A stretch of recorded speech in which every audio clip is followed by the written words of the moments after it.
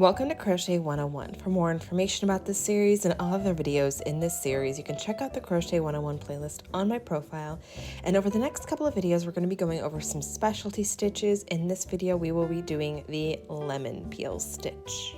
This is a great basic stitch for adding texture to things. I've used this before on like tank tops and things like that, just so I wasn't repeating single crochet over and over again. So let's get to it. And if you've been following the Crochet 101 series, this will be a really easy stitch for you to transition into because you're going to use just your past skills to create this. So we are going to start by chaining 21, and that's just so I can make a 20 chain swatch.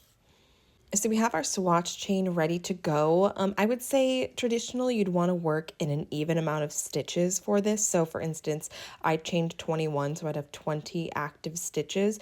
But really, if you just know the rule of this stitch, then you can do any amount of stitches that you want. So we are going to start with our single crochet. And again, we've covered all these stitches in our past videos, but we go through our chain, pull up a loop, yarn over, pull through two, and then we're going to do a double crochet into the next chain. So we yarn over, go into our chain, pull up a loop, yarn over, pull through two, yarn over, pull through two. And then into our next chain, we're going to do a single crochet, go through, pull up a loop, yarn over, pull through two, and then a double crochet. And you are going to repeat that pattern all the way down. Single crochet, then double crochet, and single crochet, and then double until you reach the end of your chain.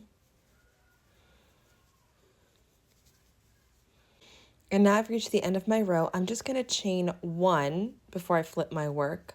I ended on a double crochet, and what I'm going to do for my second row is I'm going to single crochet all the double crochets and double crochet all the single crochets. So basically we're going to do the exact same single then double pattern. We're just doing it on the back end, so it's in reverse. So let me just show you that in practice. So this is a double crochet. I am going to single crochet it, and then I'm going to do a double crochet, and then a single crochet, and then a double. And you can, this is a good opportunity for you to learn how to read your stitches and what exactly they are. So I can see here, this is a taller stitch with a bigger gap in it between the stitches next to it. So that's a double.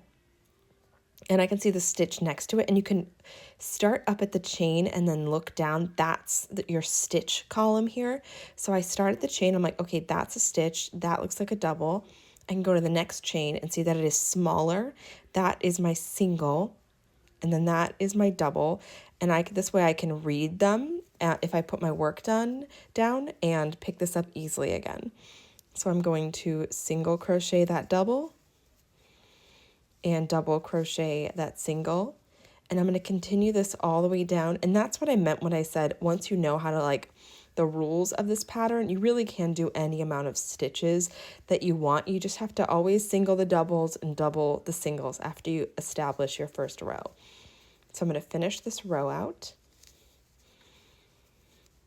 And you just need to continue on in that same way. Remember, you double your singles and you single your doubles. You do the opposite stitch to the last one that you did. And eventually you'll get this really fun pattern. Like I said, I've used this for like sweaters and things like this before. It'd make a really fun like patch on blankets and things like that. So I will see you guys for our next video. We'll be covering our next specialty stitch.